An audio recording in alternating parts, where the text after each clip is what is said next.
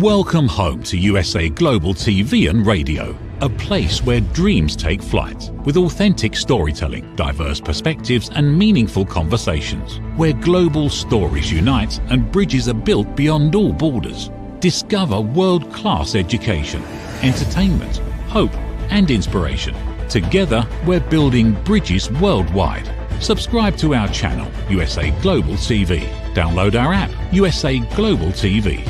Be our guest or join our team. Visit usaglobaltv.com. Thanks to our founder and executive producer, Dr. Jacqueline Kerbeck. Music score by Yeffy Tang from Cloud Road Music. Voiceover artist Mike Porter. Creative direction by Paul Garcia. USA Global TV and Radio, your home for global connection. All rights reserved. This video and its contents are the exclusive property of USA Global TV and Radio. Unauthorized use, duplication or redistribution in any form is strictly prohibited.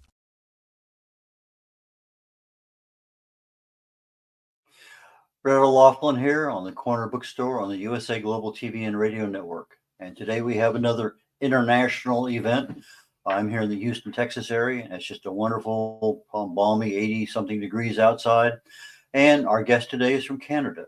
Not unusual. We've had many guests from Canada, but today Diane Bader is our guest. She's a writer, an author, a mother, a blogger, and many, many, many more things.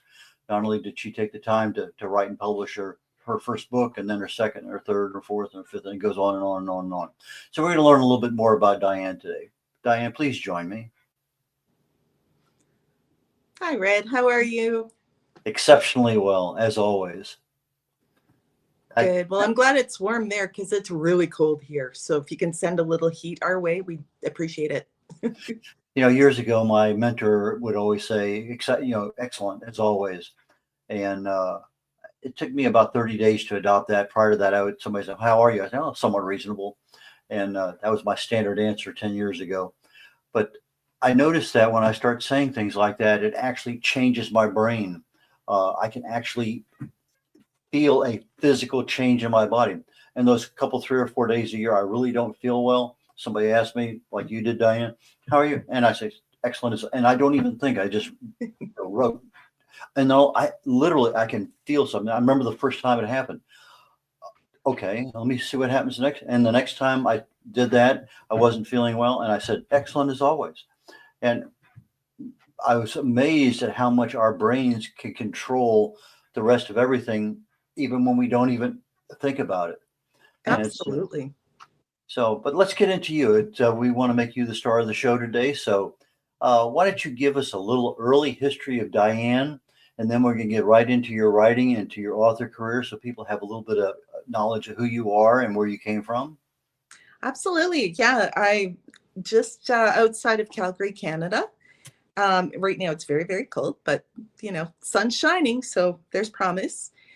I've been writing pretty much my whole life and got serious about writing in about 2010. I wasn't sure what I wanted to write, and then I actually won a mystery contest with a mystery novella and went, hey, I'm not so bad at this. So ever since then, I've been writing a lot of mysteries, mostly cozy mysteries. So no blood, no guts, no gore that you read. It's just very light. My kids have grown up reading my stuff, and right now they're all too busy because they're all young adults working and staying busy. I currently have a cat by my foot who is clawing me. So if I jump, that's why. I've always loved to write. I've always been a reader with especially mysteries, but just about everything you can imagine. I read as much as I can, which lately hasn't been a lot. I have a second book coming out this fall, so I am hard at work on that. Okay, you said you've been a writer most of your life, and then somewhere around 2010, 15, 20 years ago, somewhere in that time frame, you decided you wanted to write a book, and you did. What was the impetus that caused you to, I want to be an author now? I think when I grew up in Alberta, so I was born and raised here, and then my now ex-husband and I moved our family to Ontario. And since I didn't know anybody, I figured, why don't I see if I can find some fellow writers? So I found a writing group which was really great because that's how I started making friends in the new community, because I knew nothing about the area. So I started making some friends and they kind of liked what I wrote. So they were really great about, giving me that push to get my book done and try to send it out. And I I fell down so many great rabbit holes. It was ridiculous.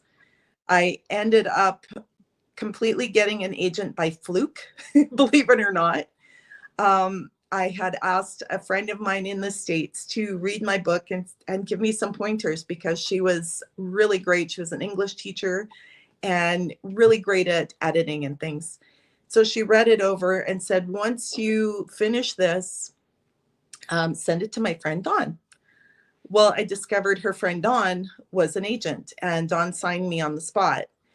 So the wonderful Dawn Dowdle, she's passed away now, but she really helped me get my start, helped me find a couple of different publishers.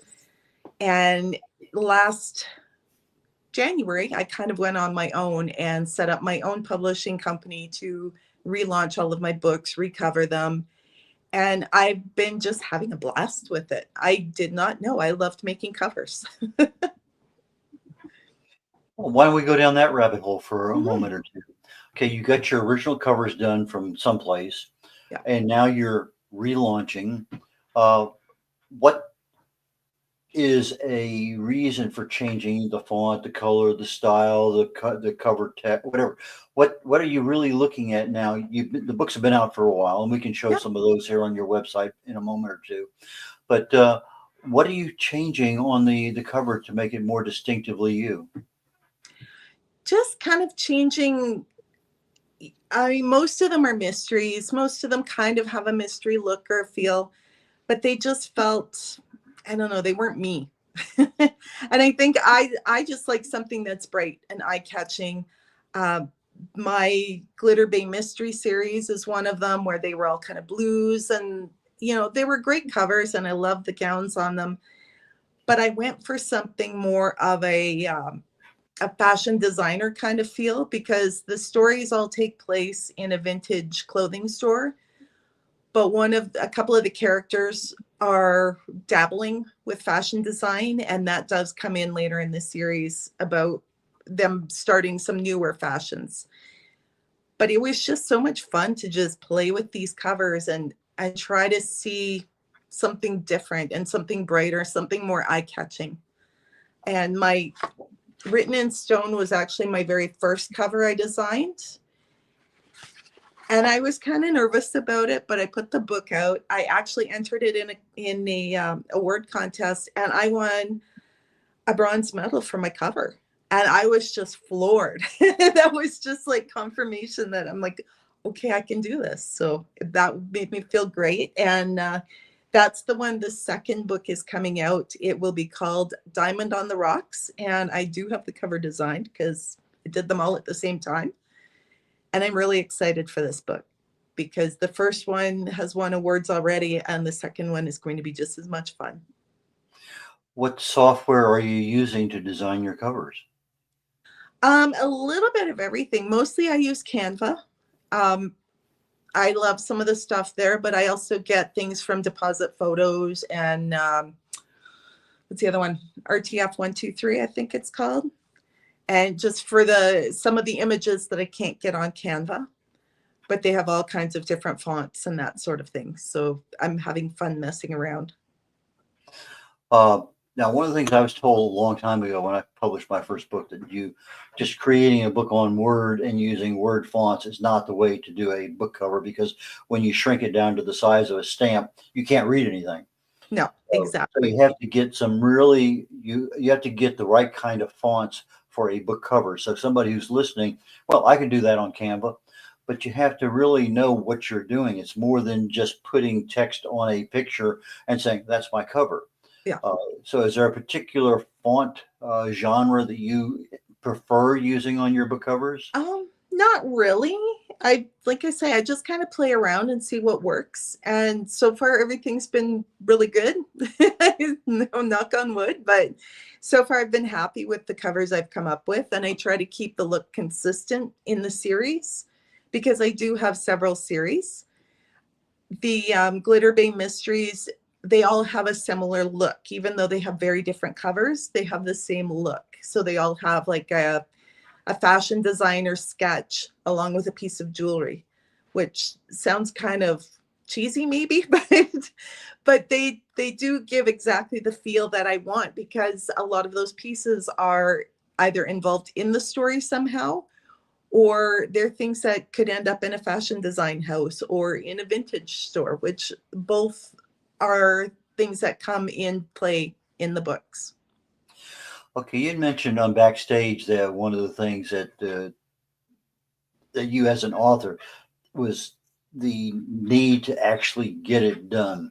There's anybody, not anybody, 80-90% of people want to be an author in the United States, but about 2 or 3% actually become one. But it's a journey, and you can't get off the side of the road and spend a couple of years doing something else. You got to continue and get going. You joined a writers group and you started getting support and everything. So how long did it take you to write those first couple of books, and then how long did it take you to edit them? That's a whole other thing.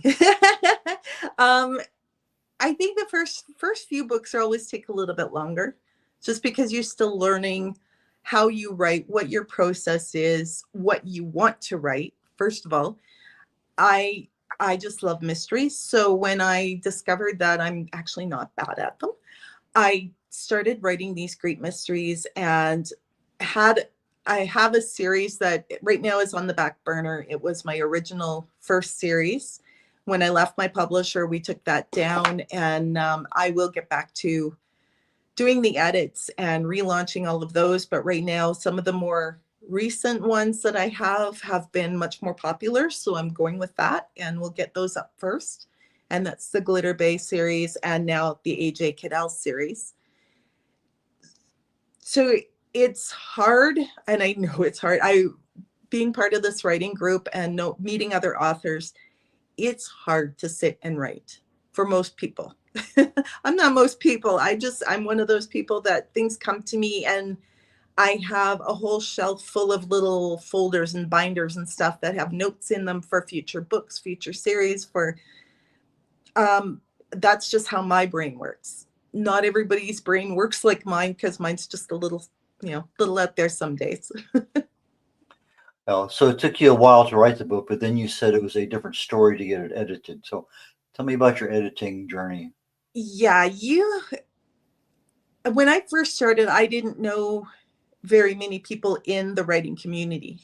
I knew people in my group, and they were all happy to edit. And unfortunately, not all of them are real editors. So you learn a lot that way. And once I had my agent and I started working with her and her editors, it was a whole different thing. You learned so much so quickly. And when the first book came out, I know now, like, here we are, 10, 12 years later, it will need a fresh edit. And that's part of me going through all of these books, redoing covers, re-editing, because you cannot write books and edit that, or you can't write books and put them out there and not learn a little something. So I'm going back, I'm doing all the editing and all of that. But the newest books, I have now, all these years later, I have a really great writing community. And if you want to write books, that should be your first thing, is find a writing community. Find people who can help connect you to really great editors, because once you meet a couple of really great writers, there has to be a really great editor behind them. So talk to people, get to know people, learn who they work with and how they got to where they are. Like, you can learn an awful lot instead of being in competition and going, well, I got my book up there in 20 days. That's great. But who's going to read it? Because it's probably not your best work. And every book you write, you're going to learn so much stuff. Okay, so you write the book and you get it edited, but in your particular case, because of the genre, a mystery, you have character development, you have location, you have plot, you have lots of things that are involved. I'm a nonfiction writer. I write about health and wellness. I don't worry about plot development or other things. So in your case, you need a specialized editor, not just somebody who can correct the grammar and the syntax and the diction and the spelling and things like that. You need somebody that will help you do that plot development and everything else. So you have more than one kind of editor, or does your editor that helps you on the front end also help you on the back end, your developmental editor? I've been really lucky that way. I know so many different people that I can work with. A lot of them write mystery. Some of them write cozy mystery. And I usually try and get kind of beta readers. So I'll give them a copy. They'll go through. And I had, for Written in Stone, I had, I think, 8 different people who gave me feedback and gave me edits and gave me all this stuff that we reciprocate. So when their books come out, they send them to me, and we kind of trade the editing, trade the beta stuff. It's like, okay, well, this doesn't work here. Maybe if you move this over here or whatever. But it was really funny because out of 8 people that I had reading the book and giving the comments, they all had 8 different kinds of comments. And they were all fantastic comments, which for me was terrific, because I'm like, okay, this person saw something, this person didn't. So for me personally, I don't like to rely just on one person, just because of that. Like, you see things that someone else won't see, or they're not looking for. So it kind of worked out really well for me in that way, that, I know there is a typo on the cover, but but I'm like, I will fix that in time, but it hasn't happened yet. But there will always be one of those typos, which always makes me laugh, because you can read the best-selling author, you may still find a typo in there. And it's not that nobody looked for it, it's just nobody saw it. Or it's just an escapee, and if it lives through so many rounds of edits, then we just kind of go, it deserves to live. Editing is a very special process in the writing of a book. And sometimes that takes forever because you're sending it out and you're waiting on someone. Before COVID, I used to have a house party at my house. Basically, people come over, have some wine and cheese and whatever else. And we socialize for a short while, and then an hour and a half of editing. And I give random chapters out, red pen, and put people in different places. And over 2 nights, I would have 20 people come through the house. And I get a lot of feedback because I wanted to know, does it make sense to you? Do you understand what I'm saying? Not so much the grammar and everything. But I did have one guy once who's also been on the show here many times, some more than a few. He says, change if to when. And okay. So I looked at that thing and I had 87 ifs. 84 of them needed to be changed to when.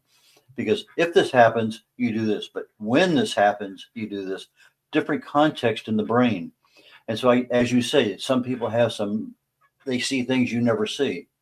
And, that and which and a few other words that we have tendencies to use. But I get a lot of valuable information back from other people. And I think that editing process is one of those ones that we grow as an author. So I think what you're doing makes a lot of sense. So in about a minute, we're going to go ahead and go to a station break. But before that, the editing time that you plan on right now, your next book, how much time do you allocate for editing? It just depends. If it's a book that I've already launched and has been taken down, I will just give it a good read through, clean it up. Usually a couple of weeks, I'll have it all organized. The one I'm working on now is I still am in the middle of writing it. So that's going to take me a little longer. And Mickey actually wants it by May or June. So I'm like, okay, I've got to scramble. So. Okay, you mentioned Mickey. That's Mickey Mickelson of Creative Edge, I believe. Yes. He provided a lot of guests for us on the show. We're going to go ahead and take a quick station break here. My name is red-olaughlin. We're on the Corner Bookstore on the USA Global TV and Radio Network, and we'll be right back with you. Ever dreamed of hosting your own TV show, sharing your story with a global audience? Now's your chance to shine.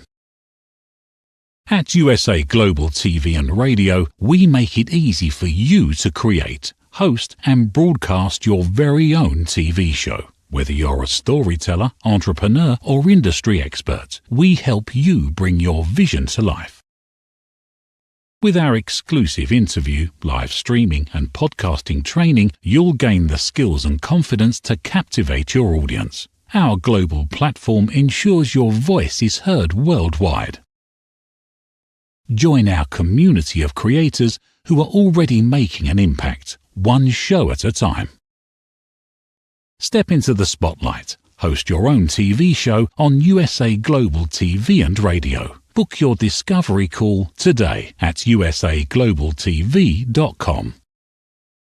Copyright 2025 USA Global TV and Radio. All rights reserved. Terms and conditions apply. To learn more, visit usaglobaltv.com. Okay, red-olaughlin, we're back on the Corner Bookstore, and our guest today is Diane Bader. And she is from Canada and a very prolific author. And Diane, please join me again. Let's go down the publishing aspect. Most of your earlier books were all traditionally published. And then you decided recently that, maybe I ought to look at that business. Tell us about that mindset. What changed that you wanted to now be your own publisher? Absolutely. I had 15 books published with a small Canadian press, and things just weren't going the way I wanted them to go. Obviously, money-wise, if you're jumping in to be an author, don't bother. There are so many people who write books and so many people out there with books up on Amazon and all of that. Unless you really have the passion for it, you're not going to earn back a lot of money. A lot of us have been doing this for a very long time. It's like breathing. So when things kind of went sideways last year with not last year, year before, sorry, 2023, things kind of went sideways. And at the beginning of 2024, I thought, you know what, I can do this. I've learned so much. I have friends who have been indie publishers, independent publishers for a long, long time. So I started having kind of monthly meetings with a few of them. We get together on Zoom because we're scattered all over Canada. And we talk shop, like what kind of programs do we use, what we're running into problems with, that sort of thing. And they were really amazing at helping me get my work set up, helping me find the right programs to use. Sorry, the cat's attacking my foot. So they were really instrumental in helping me get my things off the ground. So last year I actually did relaunch 4 books, or 2 were brand new, 2 were relaunches.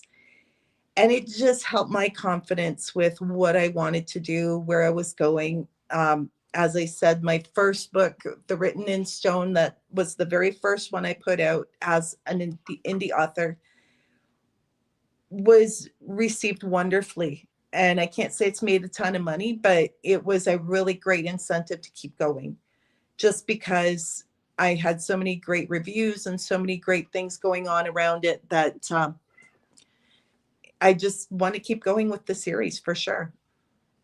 What is the most difficult part that you've learned being a publisher? Watching the sales, the royalties, I guess, trying to sit down and go, okay, well, I'm going to keep going, even though this one, I've sold 2 books this month or whatever. And it's trying to figure out what works. Marketing wise in particular, it's a lot of trial and error. You can do podcasts, you can do these TV shows, you can do all kinds of things. And it just depends how people hear about you, where people hear about you, and how they see your books. Because a lot of times there's millions of books on Amazon. So your book isn't going to be the first thing that pops up. They're going to have to look for you. They're going to have to be able to find you. And doing these kind of things is one great way. But as an author, you have to find ways that work for you personally, because not everything works for every author. I'm also a publisher, and the people who come to me generally have a problem with formatting the book. It's not difficult, but there's a lot of little things that you have to know in order to make it happen the way you want. Yeah. And so that's a technical thing. But to me, the biggest time waster that I have no control over is getting the cover from the designer that actually fits the book and works in the system. And that, I can publish a book in 10 days or less. In fact, less than a week sometimes. But if that cover is bad, I mean, I've gone back and forth 7 times and had to change designers because I could not get the product that was needed that passed KDP, Amazon, or whatever. Yeah. So anyways, there's a lot of little issues there, and sometimes they don't always pop up at the same time. And sometimes they're really weird as to why isn't this working? I've had my own issues with cover art too. Back when I was with the publisher, there were 2 books. One book had already been published. The second book was just coming out. And I gave them 2 separate ideas for covers. This one I wanted for book 1. This one I wanted for book 2. And I fully expected to get copies of 2 different book covers. The cover artist combined both into one cover. Oh. Which was, okay, that's funny, go back and change it. The problem was that the publisher had already uploaded the wrong version online. So I think they're all down now, but it took years to get them all offline. And I see it and I still cringe, but I did love the mashup cover. It was still one of my favorites, but it wasn't the right cover. So, do you use AI for any part of your business? Possibly some of the cover stuff, like you don't know picture wise and stuff. Sometimes you don't really know where it's coming from. But as far as writing or anything like that, not really. Yeah. No. When my clients want me to handle the cover art, I usually use Fiverr.com, and they reasonably well. And usually, depending on what it is for my own, I'll get 5 different ebook covers done, put them out on social media, and say A or B, B or C, C. Yeah. So I have some feedback. But recently, I had an author who had a book back in the 1850s in Central Texas, and he wanted a very specific book cover. So I asked AI, well, give me 5 different book covers with these parameters. And it did. I took that information, sent it to the client, and he said, I like B and C. Okay, so I sent B and C to Fiverr.com and said, here it is. Here's the rest of the story. And when I got something back, it was exactly what the guy wanted. He was super happy. And it didn't take very long. So I like that. It cost a couple of bucks extra to do all that. But the clarity of your mind's concept of what you want and the delivery of the final product, I thought married up very, very nicely. So that's a great way to do it. I've never thought of doing it that way. Yeah. So, but audiobooks, how many of your books are audio, or are you going in that direction? The publisher I was with was just starting to do that when I was leaving.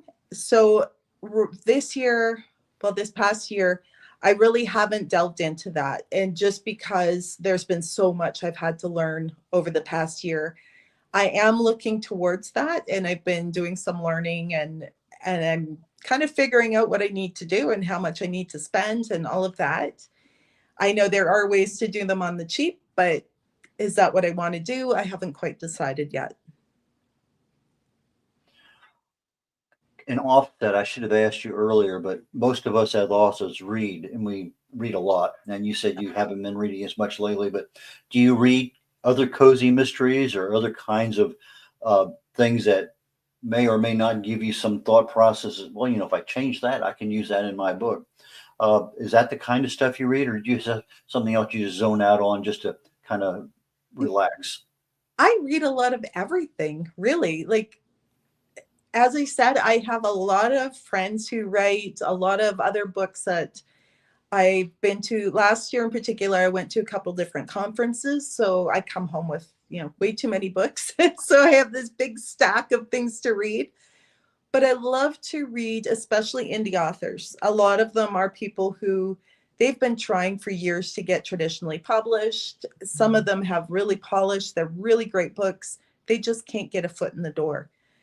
Some of them, rightly so, but most of them are just really great books by really great authors. And a lot of them have just given up on the whole traditional route just because it seems very cliquey sometimes. You have to have just the right thing for just the right person.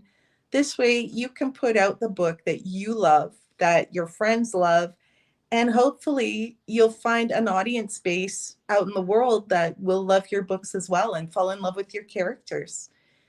I'm Most of my books on my shelf are either writing books right now or indie published books, because it's not that I refuse to read any bestsellers. I will read them, but I just prefer to read things that I know where the ideas came from. I know where the books came from. I have them all signed by these great people I get to meet. And it's a lot of fun, and it helps to build your own writing community as well as it helps them. They get the sales, they get to meet other writers, and it's just, I have so much fun at these things. The book launches that you're doing, tell us a little bit about how you arrange your book launch and what happens and what kind of time frame your expectations are met. Well, I expect them all to sell like that, but it's not going to happen, right? My processes are changing. With the small publisher, there were times that you would send in a manuscript and they'd edit and they'd send it back for you to do a final edit. You'd send it in, and before you woke up the next morning, your book was already up on whatever sites. And it was very stressful because you could not plan a launch. You could not plan to do any pre-sale or anything like that. And since I've gone on my own, it's been great because Mickey Mickelson, he's really been helping me to figure out the best way to launch my books, the best time frames. With this new book, Diamond on the Rocks, we've set up a whole new time frame. So I've got to get my butt on my chair and get some writing done. But I already have some notes for the second book because I did them while I was writing the first book, which was really great. I'm not a huge plotter, so a lot of it's just totally at the seat of my pants, but I just love to do it. So it will get done, and it will come up in, I will give it to him this spring. It will be up for pre-sale in September, and it will go live in December. For most of us who are new authors, we get our book written, we get it published, and then we think about marketing. Yeah. When you start having an independent publisher or a traditional publisher, that marketing process starts a little sooner. And for a lot of us, we don't even think about marketing because it's not an area of expertise. And as you start writing your third, fourth, fifth, sixth, you realize how important it is to tell people that, hey, I'm writing my fifth and sixth book, and you need to know about it now before the book is even out. So or even written in this case. Here I am talking about it. The book's not even written yet. So those are super critical items because you're doing something. It's working on the book, whether it's actually writing or editing or whatever it may happen to be. But people who follow you, who want to know more about you, now know, okay, I have another one coming out. To me, I find one of the most displeasing things in my life is I've read the 15 books this author has written, and I can't wait for the next one, and I have no idea when it's coming out. And I've been through that process too many times. Let me just look one more time, and there's nothing there. Let me pop it up on, no, there's no. And so I love what's being written, but I can't find anything more from that author. And so that's one of those things that you have to share your life with your audience, because they're the ones that when that book comes out, they're going to be telling other people about it. It's part of that marketing program, that word of mouth sort of thing. So as we're looking at our marketing audience, what social medias do you rely on more than anything else? I think mostly I end up on Facebook and Instagram. Those seem to be the ones that are just the easiest for me. I work full time aside from writing and publishing and whatever else I do. So it's just easier just to pop up a little thing going, oh, I'm in my writing cave today. I'm working on this book. I'll be back tomorrow with more information or just something fun. I love sharing jokes, which sounds very silly, but I have a lot of people who follow me. If I don't tell any jokes for a day or two, they're like, is everything okay? So any kind of, as long as they're clean, they're fun, and especially with things going on in the world right now, we all still need to laugh, and we all still need to read books and escape and just find ways to lessen the stress in life. And I find with the jokes, a lot of people are like, oh my gosh, I love that joke today, or I found the one that you posted last week and it still makes me laugh. So that makes me happy, because I love that people are still finding ways to laugh and to have fun. And I have put out a couple of times that, okay, I need a character for a book. I actually used, one of my friends won a contest to have a character named after her in my Gilda Wright mysteries. So she appeared in one of the later books, and she doesn't know yet. Well, she will now, but she will appear in the last one of the series. So she'll be kind of happy about that. Have you ever killed off any of your people that you've named after that they know that you know? No. Oh, you say cozy mysteries. There's no killing. Never mind. Forget that question. No. Yes and no. Like, I mean, obviously they're very disguised and whatever, but there was a situation a long, long time ago that I was like, okay, you know what? I would love to just strangle this person. So in the book, I think, I can't remember how he was even killed off, but he was the first character killed off. And I'm like, okay, well, I feel better now. Now I'm not mad at him anymore. Well, we're getting toward the end of the show. I promise you a little bit of time. How do people buy your books? How do they get in touch with you? My books are everywhere. Excuse me, everywhere online that books, ebooks, print books, you can buy pretty much everywhere. I will have some eventually that will be only on Amazon on KU. And I haven't quite decided when yet, but you can go to my website, which that's my lovely little logo. I have to brag about my logo because my daughter's fiance actually designed it for me, and I just love it. My little palm tree. All of my social media links are on there. My book covers are on there. There will be more book covers coming up because there have been a few more books since then. So, but yeah, feel free to tag me, to follow me, to ask me questions. I have my newsletter that comes out on Substack, and I've just been having a lot of fun with just reinventing myself and all my books. Well, fantastic. Thank you so very much, Diane. It's been a very enjoyable conversation today.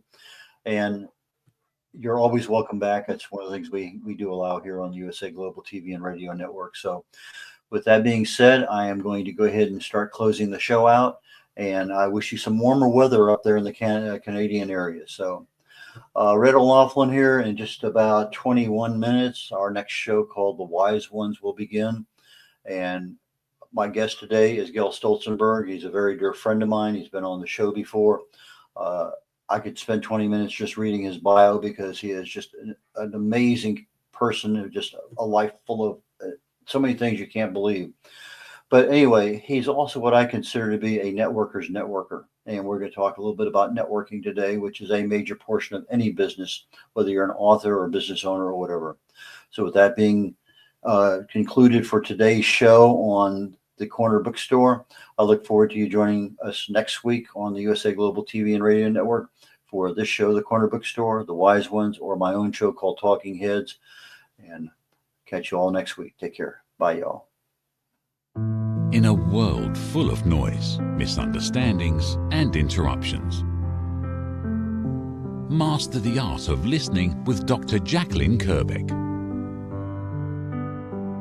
Dr. Jacqueline Kerbeck is the listening mentor of USA Global TV and Radio and the Amazon #1 best-selling author of Mastering the Power of Elevated Listening. Elevate your listening. Elevate your life.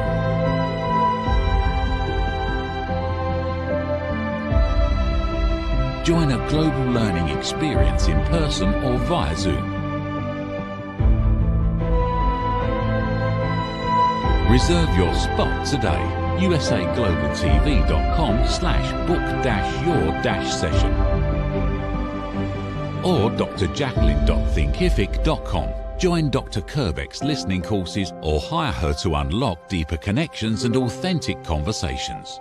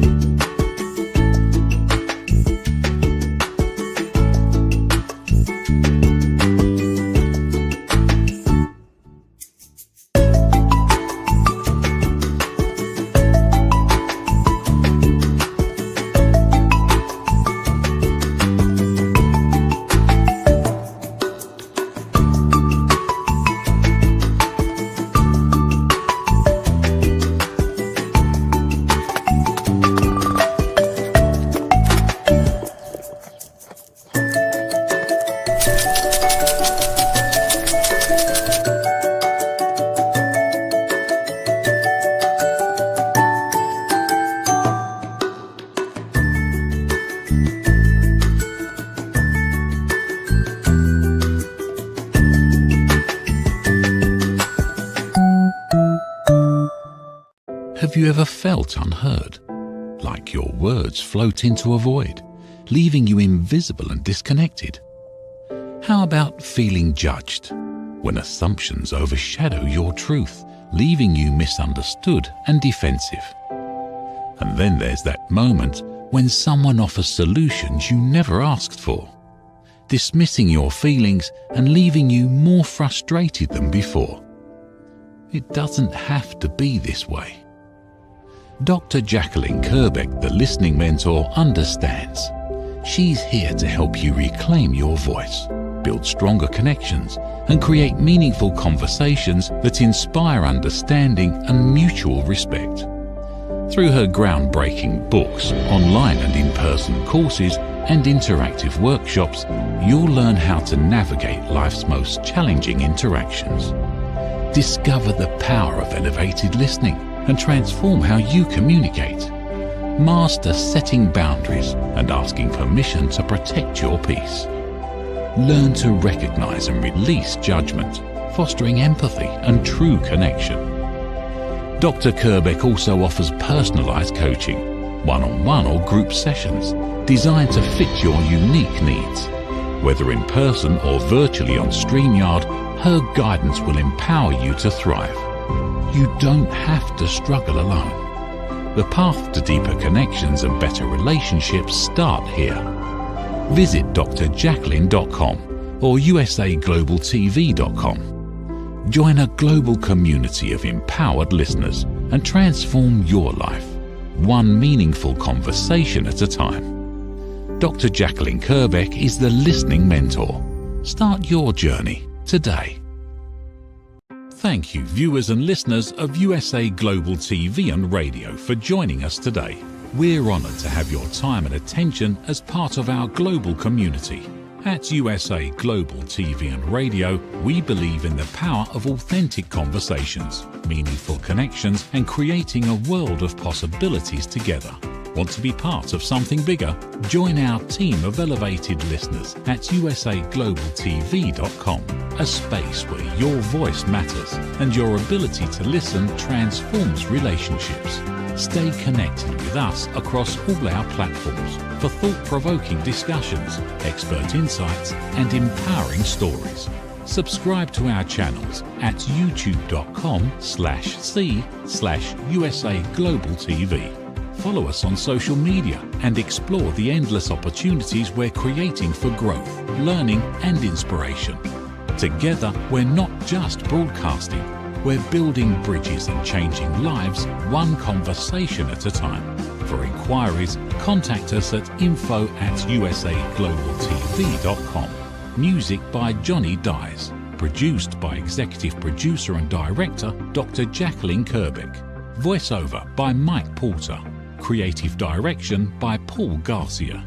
All rights reserved. Copyright 2025. Visit usaglobaltv.com to view our full terms and conditions.